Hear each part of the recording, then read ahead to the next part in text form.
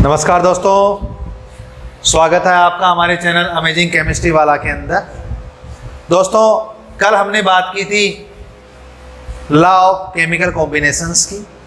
आज हम हमारे नए टॉपिक के साथ आए हैं जिसका नाम है प्रॉपर्टीज ऑफ मैटर, यानी कि मैटर यानी कि द्रव्य के गुण, इनके बारे में हम चर्चा करेंगे।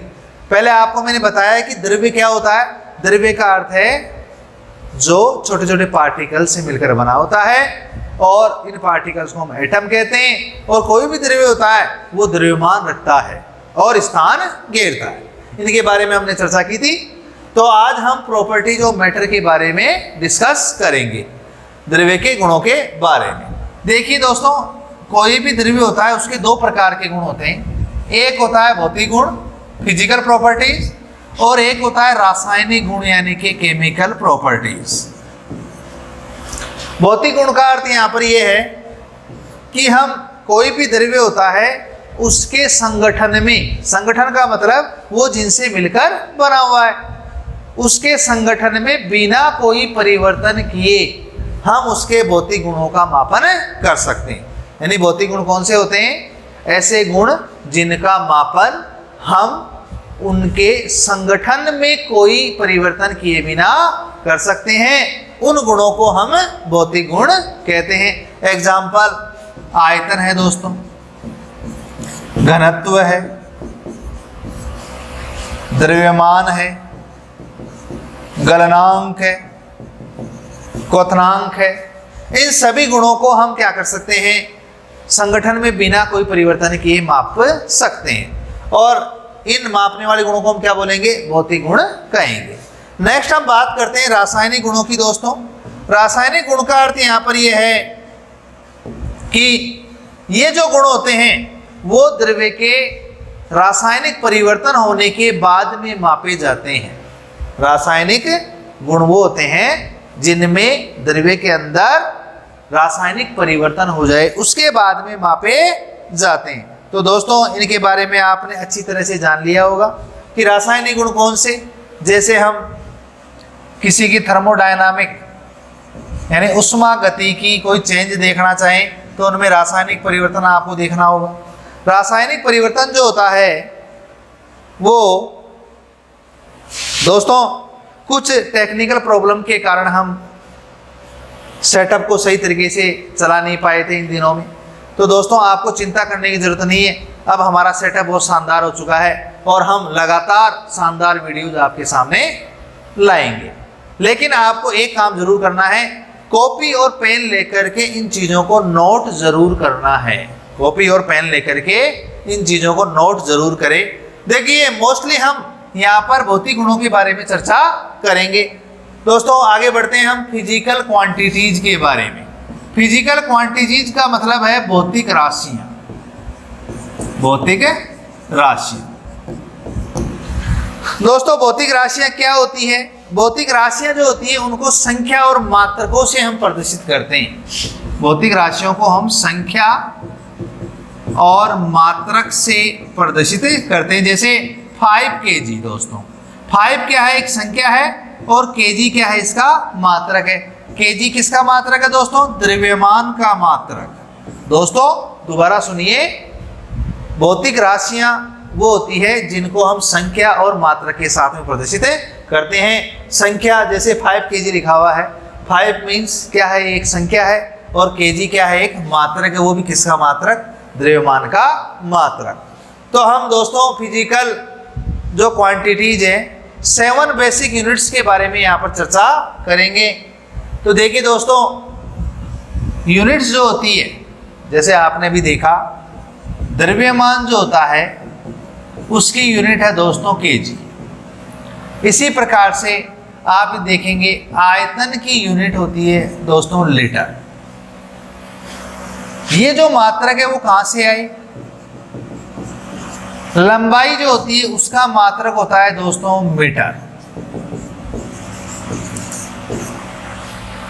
तो दोस्तों, ये जो मात्रक हैं वो एक पद्धति के अंदर आते हैं जिसका नाम है सिस्टम ऑफ इंटरनेशनल, यानी कि इंटरनेशनल सिस्टम ऑफ यूनिट्स, जिनको हम एसआई यूनिट्स बोलते हैं दोस्तों, एसआई यूनिट्स। इसका मीन्स क्या होता है? System of international, system of international means अंतरराष्ट्रीय पद्धति। इसका अर्थ क्या हुआ? जो आपके मात्रक हैं उनकी अंतरराष्ट्रीय पद्धति। कहने का मतलब ये जो अंतरराष्ट्रीय पद्धति होती है, इसके अंदर जैसे द्रव्यमान का मात्रक किलोग्राम है, लंबाई का मात्रक मीटर है, ये पूरे ग्लोबल यानी कि पूरे वर्ल्ड में इन्हीं का यूज किया जाएगा। यानी कि इंटरनेशनल लेवल पर ये क्या है? प्रमाणित है और इन्हीं का हम सारे ग्लोबल के अंदर, वर्ल्ड के अंदर यूज करते हैं। अब हम देखते हैं वो कौन सी भौतिक राशियां हैं जिनका हम एसआई के अंदर यूनिट्स का अध्ययन करेंगे। तो 7 यूनिट्स का हम यहाँ पर 7 फिजिकल प्रॉपर्टीज, 7 भौतिक राशियों का आप यहाँ पर अध्ययन करोगे, जिनके हम मात्रक देखेंगे। और दोस्तों कॉपी और पेन लेकर के इनको लिख लीजिए, इनको आपको याद करना ही करना है, क्योंकि ये बेसिक यूनिट्स हैं और बार बार में यूज होती रहती हैं। दोस्तों देखिए, ये है भौतिक राशि, भौतिक राशि, फिजिकल क्वांटिटी का अर्थ है भौतिक राशि। लेंथ का मतलब है यहाँ पर लंबाई, लेंथ का अर्थ होता है दोस्तों लंबाई। लंबाई का मात्रक जो होता है वो मीटर होता है दोस्तों। लंबाई का मात्रक क्या होता है? मीटर। और इसको हम एम से दिखाते हैं दोस्तों, एम फॉर मीटर। और जो लंबाई या लेंथ है उसको हम स्मॉल एल से डिनोट करेंगे दोस्तों। आपको पता चल गया होगा, लंबाई का मात्रक दोस्तों मीटर होता है और इसका जो सिंबल होता है मीटर का वो एम, और लंबाई लेंथ का सिंबल होता है एल। ये चीज आपको बिल्कुल समझ में आ गई होगी। कॉपी और पेन ले और कॉपी के अंदर पेन से आप इसको लिख लीजिए दोस्तों और याद कर लीजिए। नेक्स्ट चलते हैं मास के अंदर। मास का अर्थ होता है हिंदी में बेटा द्रव्यमान। द्रव्यमान को हम एम फॉर मास, और इसका जो ऐसा यूनिट होता है वो होता है दोस्तों किलोग्राम, और इसको हम केजी से डिनोट करते हैं दोस्तों, केजी से हम इसे डिनोट करते हैं। नेक्स्ट हम चलते हैं टाइम के अंदर दोस्तों। टाइम मीन्स समय, समय को हम स्मॉल टी से डिनोट करते हैं, और इसका जो मात्रक है वो सेकंड होता है दोस्तों, और इसको हम एस से डिनोट करते हैं। इसी प्रकार से इलेक्ट्रिक करंट मीन्स विद्युत धारा, विद्युत धारा, विद्युत धारा को हम आई से डिनोट करते हैं। 10वीं क्लास में एम्पियर, एम्पियर का नियम आपने पढ़ा होगा और ओम का नियम पढ़ा होगा, उसमें आपको आई मिलेगा दोस्तों। आई मीन्स इलेक्ट्रिक करंट है और इसका मात्रक होता है एम्पियर, ए, इस कैपिटल ए। नेक्स्ट हम चलते हैं दोस्तों टेम्परेचर के अंदर, जिसको हम हिंदी में बोलते हैं ताप, और इसको टी से डिनोट करते हैं, और इसका जो ऐसा यूनिट होता है वो केल्विन होता है। इसका ऐसा यूनिट है केल्विन होता है दोस्तों, और इसको हम के से डिनोट करते हैं। नेक्स्ट हम चलते हैं लुमिनस इंटेंसिटी। लुमिनस इंटेंसिटी का अर्थ है प्रकाशिक तीव्रता, हिंदी में इसको बोलते हैं प्रकाशिक तीव्रता, और इसको हम आई यू से डिनोट करते हैं, और इसका जो मात्रक होता है वो होता है कैंडेला, जिसको हम सीडी से डिनोट करते हैं। नेक्स्ट हम चलते हैं अमाउंट ऑफ सब्सटेंस, यानी कि पदार्थ की मात्रा, पदार्थ की मात्रा दोस्तों। पदार्थ की मात्रा जो होती है उसको हम स्मॉल एन से डिनोट करते हैं, और इसका ऐसा यूनिट होता है दोस्तों मोल, MOLE, और इसको हम MOL से डिनोट करते हैं। ये है मोल, ऐसा unit of amount of substance, यानी पदार्थ की मात्रा की इकाई है दोस्तों। तो दोस्तों आपने 7 बेसिक यूनिट्स देखी, 7 भौतिक राशियां देखी, जिनको हम किस प्रकार से प्रदर्शित कर रहे हैं और इनके एसआई यूनिट्स क्या हैं। दोबारा रिपीट करवा देता हूं दोस्तों, कॉपी पेन लीजिए और इसको नोट कर लीजिए। लंबाई का मात्रक मीटर होता है, द्रव्यमान का मात्रक दोस्तों किलोग्राम होता है, समय का मात्रक दोस्तों सेकंड होता है, विद्युत धारा का मात्रक दोस्तों एम्पियर होता है, ताप का मात्रक दोस्तों केल्विन होता है, और प्रकाशिक तीव्रता का मात्रक दोस्तों कैंडेला होता है और पदार्थ की मात्रा का मात्रक दोस्तों मोल होता है। ये चीज आपको अच्छी तरीके से समझ में आ गई होगी। आगे बढ़ते हैं दोस्तों हम मेजरमेंट ऑफ टेम्परेचर। आगे हम किस में चलेंगे दोस्तों? Measurement of temperature. अब आप देखते हो जो टेम्परेचर होता है, टेम्परेचर मीन्स ताप। कभी आपको डॉक्टर साहब ने थर्मामीटर से चेक किया हो, आपकी बुखार हो गया हो और थर्मामीटर से चेक किया हो, तो आप देखते हैं इतना सा थर्मामीटर आता है, वो इस टाइप से कांच का पात्र और उसके निशान बने हुए होते हैं, उसमें लाल कलर का सा मरकरी भरा हुआ होता है और वो आपके यहाँ पर या मुंह में लगाता है और टेम्परेचर नोट करके बताता है कि भैया तेरे इतना डिग्री बुखार है। वो टेम्परेचर है दोस्तों। ये भी एक क्या है? फिजिकल यूनिट है। अब हम इसके कई प्रकार के मात्रक देखेंगे जिनका आपको अध्ययन करना बहुत जरूरी है दोस्तों। दोस्तों आप देख रहे हो टेम्परेचर जो होता है, उस टेम्परेचर की जो एसआई यूनिट है वो तो है दोस्तों केल्विन। एसआई यूनिट तो क्या है दोस्तों? केल्विन। और इसकी अदर यूनिट्स भी होती है दोस्तों, जैसे डिग्री सेल्सियस और फ़ारेनहाइट। डिग्री फ़ारेनहाइट भी होती है दोस्तों। ये तीन प्रकार के यहाँ पर हमारे पास क्या है? मात्रक है दोस्तों टेम्परेचर के। अब इनका हम इंटर कन्वर्जन देखेंगे। सबसे पहले हम डिग्री सेल्सियस को केल्विन में बदलते हैं। क्या लिखा हुआ है? डिग्री सेल्सियस को केल्विन में बदलना। डिग्री सेल्सियस को केल्विन में बदलना। तो दोस्तों इसके लिए हम एक एग्जांपल लेते हैं, जैसे 0 डिग्री सेल्सियस, इसको हमें क्या करना है? केल्विन में बदलना है। तो दोस्तों इसका फॉर्मूला है केल्विन में ताप बराबर डिग्री सेल्सियस में ताप प्लस 273.15। 273.15। तो आपके पास कितना टेम्परेचर है दोस्तों? 0 डिग्री सेल्सियस। अब हम इसको हल करेंगे तो अब आप यहां पर क्या करोगे? 0 लिख दोगे बेटा, 0 डिग्री सेल्सियस प्लस 273.15। आंसर आपके पास आ गया 273.15 केल्विन। यानी कि 0 डिग्री सेल्सियस टेम्परेचर को यदि केल्विन में मापा जाए तो वो आता है 273.15 केल्विन। दोस्तों आपको समझ में आ गया होगा। इसी प्रकार से हम 35 डिग्री सेल्सियस को यदि केल्विन में बदले तो क्या आंसर आएगा दोस्तों? 35 प्लस 273.15। आप इसको सम कर दीजिए। इसका 5 and 3 8 0 3.15 केल्विन। तो दोस्तों ये चीज आ गई समझ में?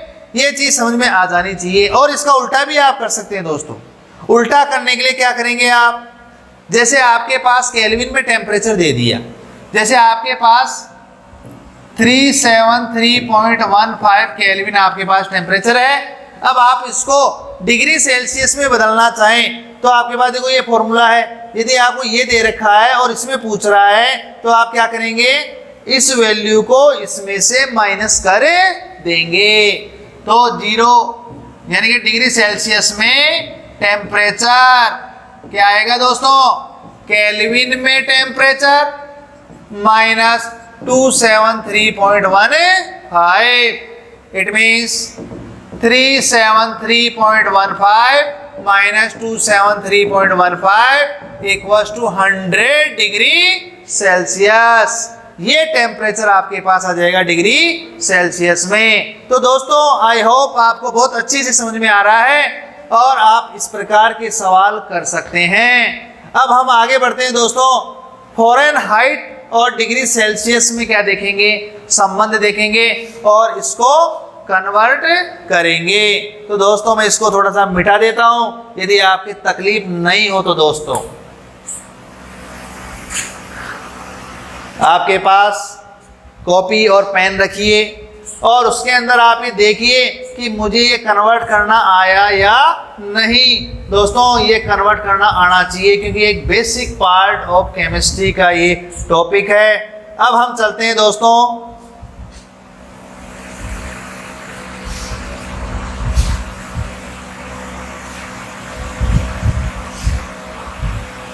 देखिए हम यहाँ पर नेक्स्ट कन्वर्जन देखेंगे कि हम फ़ारेनहाइट, डिग्री फ़ारेनहाइट, यानी कि हम सबसे पहले डिग्री सेल्सियस व फ़ारेनहाइट में संबंध, फिर हम दो सवाल भी करेंगे इसके।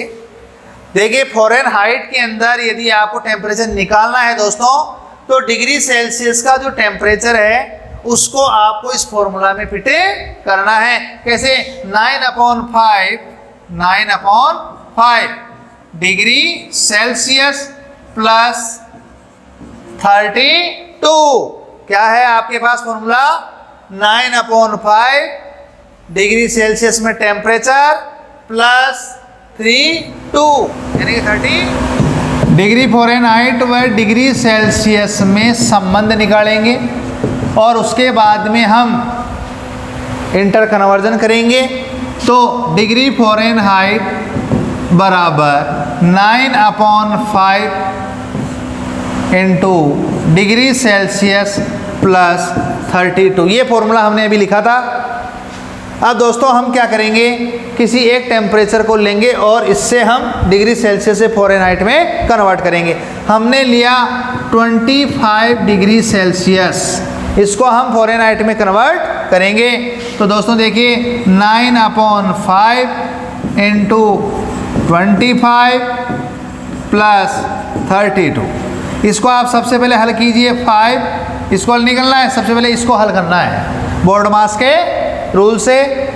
ये आ गया 45 plus 32 equals to 77 degree Fahrenheit. दोस्तों आपको समझ में आ गया होगा कि हम डिग्री सेल्सियस को फ़ारेनहाइट में कैसे चेंज करेंगे। आप भी अपनी कॉपी लीजिए और उसमें ये फॉर्मूला लिख लीजिए, 9/5 इंटू डिग्री सेल्सियस में टेम्परेचर प्लस 32। आराम से आपको याद हो जाएगा दोस्तों, घबराने की कोई आवश्यकता नहीं है। हम अदर एग्जाम्पल लेते हैं। हम अब फ़ारेनहाइट को डिग्री सेल्सियस में बदलेंगे। इसके लिए हमें थोड़ा सा फॉर्मूला क्या करना पड़ेगा दोस्तों, बदलना पड़ेगा। फॉर्मूला बदलने के लिए हम क्या करेंगे दोस्तों, बस यहीं से फॉर्मूला बदल लेंगे। और क्या फॉर्मूला बनेगा दोस्तों, degree Celsius equals to 5/9 Fahrenheit में टेम्परेचर माइनस 32। बताइए यही फॉर्मूला बनेगा क्या? यानी कि 5/9 ये निकालना है अपन को, इसको उधर ले जाना है और ये वाली चीज़ माइनस में हो जाएगी दोस्तों। तो फ़ारेनहाइट -32 और इसको मल्टीप्लाई करना है 5/9 से। जैसे हमारे पास एक एग्जाम्पल है कि हमने 70 डिग्री फ़ारेनहाइट को हमें बदलना है किसमें, डिग्री सेल्सियस में। तो फॉर्मूला है अपने पास 5/9 70 माइनस 32 इक्वल्स टू 5/9 इंटू दोस्तों कितना आएगा 30 70 में से हमें 32 निकालना है दोस्तों, 38। अब इसको आप हल करेंगे तो आएगा दोस्तों 21.11 डिग्री सेल्सियस। देखो दोस्तों दोबारा आप देख लीजिए एक बार, आपको समझ में आना चाहिए दोस्तों, तभी आनंद आएगा। देखो ये जो मायाजाल है केमिस्ट्री का, वो इतना बड़ा मायाजाल नहीं कि हम इसे तोड़ नहीं सकते। हम देखो धीरे धीरे इसको आगे बढ़ रहे हैं और इसको तोड़ते जा रहे हैं। दोस्तों हमने सबसे पहले क्या किया, फ़ारेनहाइट और डिग्री सेल्सियस में क्या किया, संबंध देखा। संबंध में देखा हमने डिग्री फ़ारेनहाइट को हम यदि डिग्री सेल्सियस में बदलेंगे तो ये वाला फॉर्मूला यूज करना है, और यदि डिग्री सेल्सियस को फ़ारेनहाइट में बदलना है तो ये वाला फॉर्मूला यूज करना है। जैसे हमने 70 डिग्री फ़ारेनहाइट को बदला किस में, डिग्री सेल्सियस में, तो हमने 5/9 फ़ारेनहाइट में टेम्परेचर माइनस 32, ये हमारे पास आ गया 38। जब इसको मल्टीप्लाई करके 9 से डिवाइड किया तो हमारे पास 21.11 डिग्री सेल्सियस आंसर आ गया। तो दोस्तों आपको बहुत शानदार तरीके से समझ में आ गया होगा कि हम केल्विन में कैसे बदलेंगे डिग्री सेल्सियस को, फ़ारेनहाइट में कैसे बदलेंगे, इंटर कन्वर्जन कैसे करेंगे दोस्तों। अब हम आगे बढ़ते हैं दोस्तों हमारे नेक्स्ट टॉपिक के लिए, measurement of volume. Measurement of volume के बारे में चर्चा करते हैं। वॉल्यूम आप समझ गए होंगे दोस्तों, आयतन है। ये क्या है? आयतन। आयतन का मतलब किसी भी चीज़ को वो जो स्थान घेरता है उसे अपन क्या कहते हैं? आयतन कहते हैं। और ये जो आयतन है वो किस किस में मापते हैं? लीटर में दोस्तों। 1 लीटर बराबर कितने ml होते हैं दोस्तों? 1000 ml होते हैं कि नहीं दोस्तों? इसी प्रकार से यदि हम डेसीमीटर में बदलना चाहें इसको, तो 1 डेसीमीटर क्यूब हो जाएगा दोस्तों 1 litre. 1 litre equals to 1000 ml equals to 1 decimetre cube या 1000 सेंटीमीटर क्यूब। इस प्रकार से आप इसको चेंज कर सकते हैं। देखिए दोस्तों 1 लीटर किसके बराबर होगा? 1000 ml। 1000 ml किसके बराबर होगा दोस्तों? 1 डेसीमीटर क्यूब। और 1 डेसीमीटर क्यूब किसके बराबर होगा? 1000 सेंटीमीटर क्यूब। यानी कि दोस्तों 1 ml इक्वल्स टू क्या होगा? 1 सेंटीमीटर क्यूब। बताओ दोस्तों यही है क्या सिस्टम? और आप अच्छी तरह समझ गए होंगे दोस्तों कि मेजरमेंट ऑफ वॉल्यूम कैसे किया जाएगा। नेक्स्ट हम बात करते हैं मेजरमेंट ऑफ मास। मास का अर्थ है दोस्तों द्रव्यमान। द्रव्यमान का हम मेजरमेंट कैसे करेंगे? द्रव्यमान को हम 1 kg ले रहे हैं यहाँ पर। kg का मतलब किलोग्राम, ठीक है। 1 kilogram equals to 1000 gram. 1 kilogram equals to 1000 gram. दोस्तों हम आगे यहाँ पर देखेंगे अभी किलोग्राम को ग्राम में, ग्राम को मिलीग्राम में, मिलीग्राम को माइक्रोग्राम में कैसे बदलते हैं। ये सभी चीज़ें दोस्तों हम सीखेंगे। लेकिन सबसे पहले आपको प्रॉमिस करना पड़ेगा कि कल आप इनको याद करके लाएंगे। आज ही कॉपी के अंदर लिखें और शानदार तरीके से 5-6 बार लिख करके इन फॉर्मूलाज को याद कर ले दोस्तों। नेक्स्ट हम आगे बढ़ते हैं डेराइव्ड यूनिट्स। दोस्तों इनका भी ज्ञान हमें होना ज़रूरी है। डेराइव्ड जो यूनिट्स होती है इसका अर्थ ये है कि जो आपकी बेसिक 7 यूनिट्स थी, भौतिक राशियाँ थी, उनसे हम व्युत्पन्न मात्रक निकालेंगे, उनसे पैदा करेंगे। यानी इनका जनक मात्रक तो आपकी भौतिक राशियाँ ही है 7, बट इनसे हम दूसरे मात्रक भी तैयार कर सकते हैं। जैसे मैं एक मात्रक लेता हूँ क्षेत्रफल। क्या लेता हूँ दोस्तों? क्षेत्रफल। क्षेत्रफल बराबर क्या होता है दोस्तों? लंबाई गुणा चौड़ाई। लंबाई गुणा चौड़ाई। लंबाई गुणा चौड़ाई होता है दोस्तों। अब यहाँ पर हम लंबाई को भी मीटर में और चौड़ाई को भी मीटर में, इट मीन्स मीटर स्क्वायर क्या होगा? क्षेत्रफल का मात्रक होगा। मीटर स्क्वायर क्या होगा? क्षेत्रफल का मात्रक। इसी प्रकार से हम आयतन भी ले सकते हैं दोस्तों।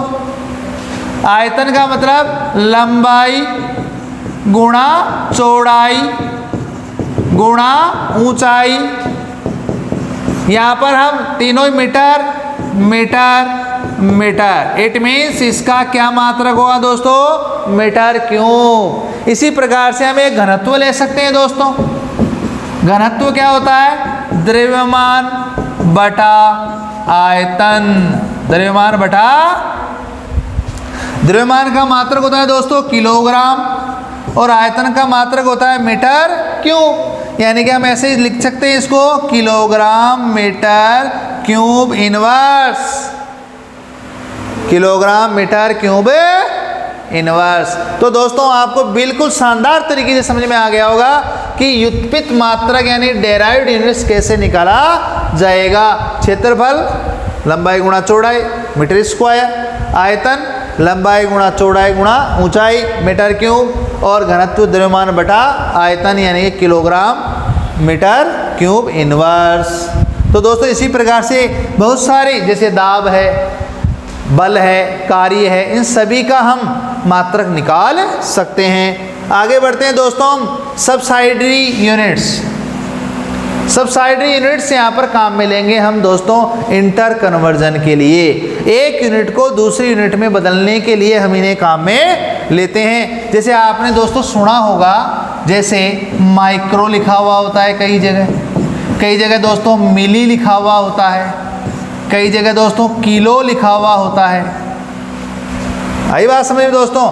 तो ये सब माइक्रो, मिली, किलो, ये सब सब्सिडरी यूनिट्स होती है जो मिलीग्राम यानी ग्राम से पहले वर्क करेगी। इनको हम पूर्व लग्न कहते हैं। क्या कहते हैं दोस्तों? प्रीफिक्स। क्या बोलते हैं? प्रीफिक्स।